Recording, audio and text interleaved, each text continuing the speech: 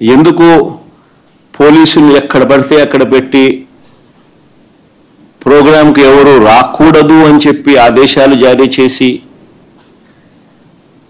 ఎందుకు వచ్చిన వాళ్ళందరి మీద కూడా ఎక్కడికక్కడ కట్టడి చేసే కార్యక్రమం ఎందుకు చేయాల్సి వచ్చింది?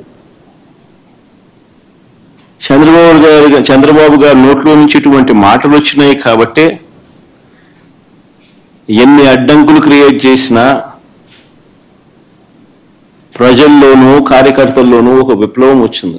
నిన్న ప్రోగ్రాం ఎలా జరిగింది అన్నదానికి నేను చెప్పాల్సిన పనుల బహుశా నాకన్నా కూడా బహుశా మీ అందరికీ కూడా ఎక్కువ అవగాహన ఉంటుంది. కానీ ఒక ప్రతిపక్ష నాయకుడు ప్రజల్ని కలవడానికి వెళ్ళినప్పుడు కానీ లేదా పార్టీ నాయకులను పరామర్శించడానికి వెళ్ళినప్పుడు కానీ ఎందుకు ఇలాంటి ఆంక్షలు విధించాలని అడుగుతా ఉన్నాను.